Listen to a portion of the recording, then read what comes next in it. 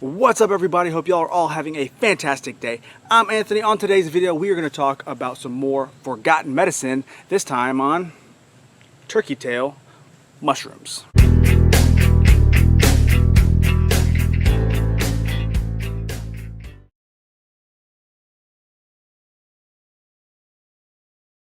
Right, today we are talking all about the turkey tail mushroom. All right, this one right here is one of those medicines that's been around for literally thousands of years. It has been used for thousands of years in places like China, and it's one of those medicines that has been forgotten by Western medicine because, I don't know, in the last 100 years, maybe the chemical makeup of certain things, maybe the pharmaceutical companies, who knows, has seemed to have forgotten these kinds of medicines in favor of pills. So what I found recently was, yes, we are starting to see that tide turn.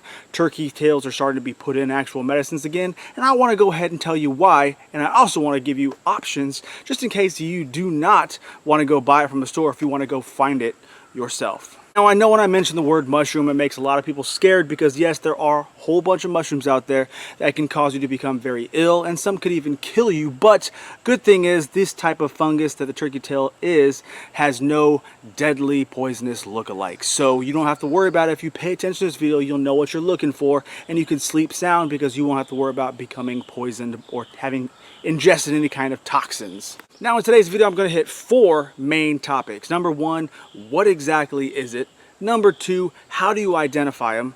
Number 3, what are the medicinal benefits of the turkey tail mushroom? And number 4, I'm going to show you how I make medicine with mushrooms that I find. Before I get started with this video, I want to go ahead and make sure I mention the thing I always have to. I'm not a doctor. I'm not your doctor. I didn't sleep at a Holiday Inn last night. You don't pay me for medical advice. This is strictly some guy on YouTube who found something that I like. And if you want to emulate that, you are an adult and you could absolutely do so. Alrighty, so number 1, what exactly are turkey tail mushrooms? Well, they're obviously a mushroom, but they are a saprotrophic mushroom, meaning they decompose wood. You're going to find them growing in brackets, almost like shingles on the side of things like branches that might have fallen, or even trees that have fallen. So you want to look in your woods for anything that's deciduous. Okay, they don't really grow on pine. You're most likely going to find them on a hardwood, but anything that's fallen down, especially after a storm, that's dead, you're going to see over the next couple weeks, whatever, months, maybe year, when you get like a warm spell right after a lot of rain, you're most likely going to start seeing these guys growing. Okay, so that's one thing I really look for. If it's summertime and it just had a good decent rain, because we just had Hurricane Debbie, you can go outside and look, and most likely you're going to find a lot of these growing. Number 2, this is the important part, in identification. You always want to make sure you're identifying mushrooms 100% before you ever try to put them in your mouth, okay? This is one of those mushrooms that does not have any deadly look-alike, so you don't have to worry about that, but it's still one of those ones you want to make sure you're getting right so you can get the medicine that you're actually looking for. So this one right here, the best way to tell it's turkey tail is because it looks like a turkey tail. But there are 2 main points I want to make sure I'm showing. Number 1, you see how there is definite coloring in the bands, okay? These colors do not merge together. There is a brown band, a red band, another brown band, and then a white band. Things like that. You are going to see this style of banding with this mushroom. They're not going to blend together. Now, one of the reasons why it's called Trametes Versicolor is because it is versatile in its coloring. Okay, sometimes you'll find these and they're like purplish, sometimes you'll find them and they're blue. It all depends on how much sun hits this mushroom. It all depends on how the weather is. I mean, it depends if like the old guy down the street sneezed 3 times. Like, whatever the case may be, it's one of those things that just happens, and sometimes they're going to look a little bit different than the others on the face, but they're always going to have that banding that's definite. Okay, there's going to be no blending in the banding. And secondly, on the back side right here, try to get it close enough, it's a very white underside, especially when they're fresh. You want to make sure you get them while they're fresh. They're a little older, they get yellow, but when they're fresh, they're going to be white, and they're going to have tiny little pores. I'll see if I can get a better picture of it here. All right, it took a little while, but I finally got to the point where you can actually see those pores. They are extremely tiny, tiny little holes in there. You want to make sure there is about 3 to 8 per millimeter, so they're going to be very tiny. These tiny white pores are what tell me I have a turkey tail and not one of the lookalikes, because the lookalikes are not going to have any pores at all, and it might be yellow. Some of the ones that you're going to find, some of the lookalikes, they're a bracket fungus, but they actually have gills. This does not have gills, it just has pores. So if you see any kind of mushroom growing on dead wood on the ground, that has definite banding like this and white, small, tiny pores, I'm talking about, you know, 3 pores per millimeter kind of thing, then you have yourself the turkey tail mushroom.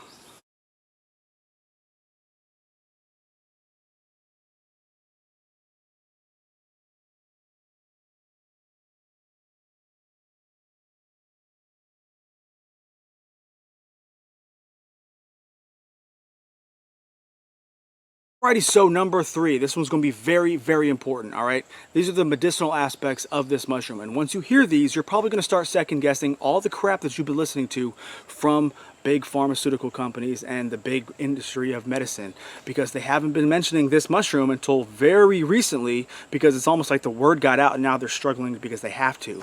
Alright, this mushroom has been around, like I said earlier, for thousands of years. It's been traditionally used in Chinese medicine. They call it yunzi, which is what they use for like lung diseases. Okay, the Japanese have also been using it, and they've been using it to help your immune system rebound after using or while using cancer treatments or standard cancer treatments.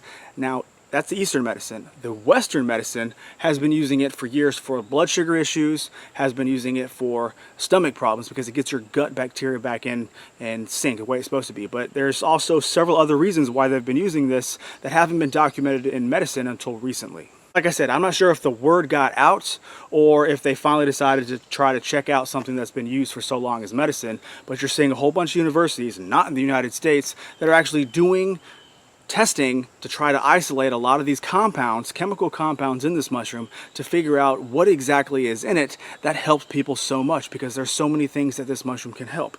Alright, so one of the first things that they found was polysaccharide K, or PSK. It stimulates dendritic cells that promote immunity to toxins. Okay, so you can think there's a lot of toxins in this world, and if you're using it to promote immunity to those toxins, that's already a good bonus. It's very good for your immune system. That's just one of the reasons why. Another thing, these polysaccharides are being isolated that show promise in reducing tumor size in mice. Okay. So that's another thing that they're finding out recently. And keep in mind, all the stuff I'm saying for this medicinal things I've been getting from scientific papers that I will put down below in the description.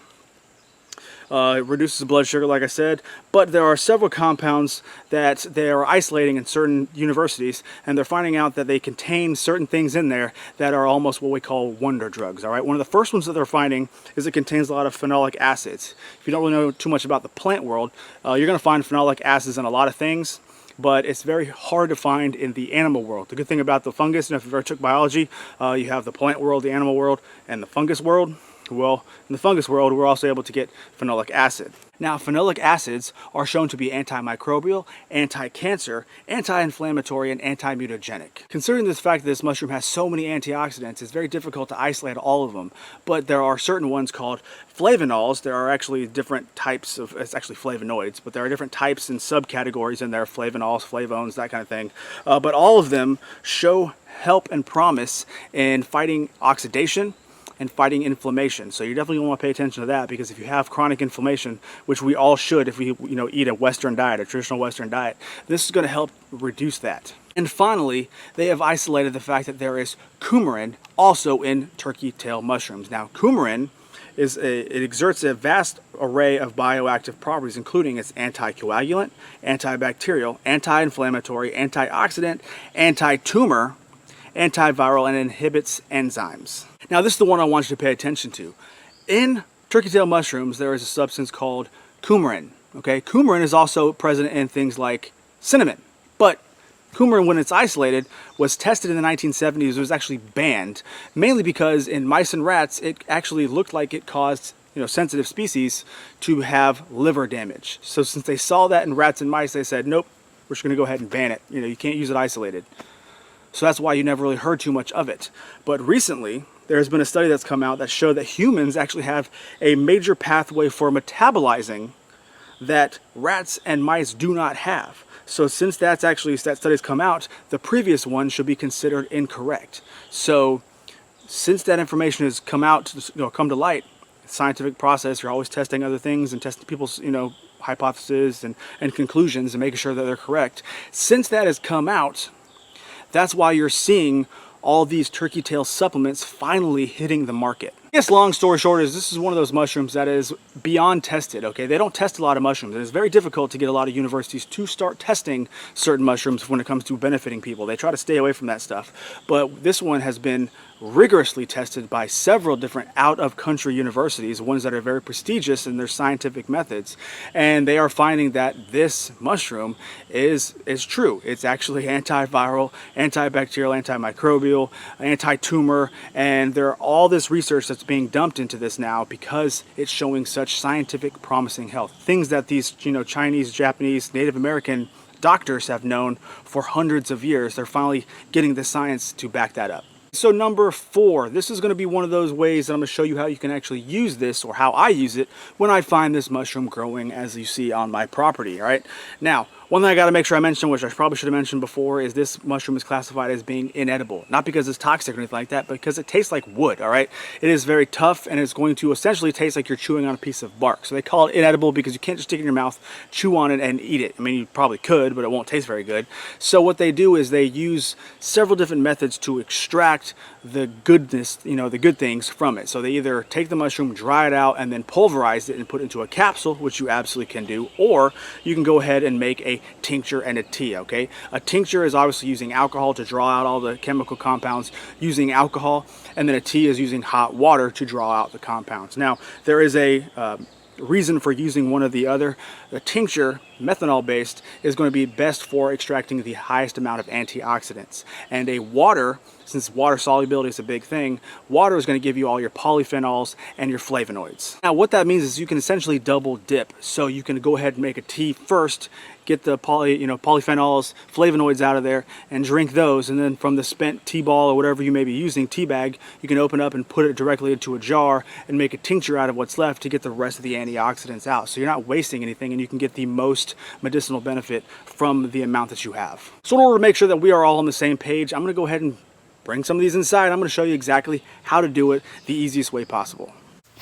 All right, we're going to make a tea. To make a tea, all you do is get your regular old tea ball and stick these smaller ones that you can find that fit in the tea ball and stick them in there and then close everything up. Now, I prefer using this method. You can use a tea bag or you can just stick it in the bottom of the mug. It really doesn't matter, but a tea ball makes it a little easier for me. So stick it in there and then cover everything up with almost boiling water, hot water, because hot water is just going to get all the good stuff out of it. Then you're going to let it steep for about, 5 to 10 minutes. Then after that, I add a few ice cubes so I could drink it almost right away and give it a taste. Well, it wasn't bad. Tastes like wood. Now, when you're making a tincture, all you want to do is put all your mushrooms into a jar or a bottle, and you're going to want to use a 40 proof alcohol or better. This is solely I use in most of my tinctures, and you're going to basically fill it up to the top. Once you get up to the top, you're going to cap everything off, and you are going to make sure you write down what it is and the date, because trust me, you are going to forget. And you're going to basically let it sit for between 4 to 6 to maybe even 8 weeks long. When you walk by it, that's when you're going to want to shake it. Now, after that length of time has gone by, you are going to take it out, strain it, and put it into a bottle like this. This is called a tincture bottle. All right. Once you put it in your tincture bottle, you are going to get your little pipette right here, and that's how you're going to take it. All you're going to want to do is get a little bit in the pipette, put it underneath your tongue, and that's how you take a tincture. Very simple, very easy. All right, so we're going to wrap this one up. Hopefully this is one of those videos that's going to at least open your eyes to the fact that there are some very good benefits to the world of mushrooms. Mycology, or the study of mushrooms and hunting mushrooms and all that kind of stuff, has been one of my hobbies for the last about 5 years now. And I've done a lot of different research and partnered with a lot of people to try my best to be able to identify the good medicinal mushrooms, the edible mushrooms, and the ones I need to stay away from. So it's one of those things that I'll probably bring to a video here on YouTube at some point if there's any kind of desire for that.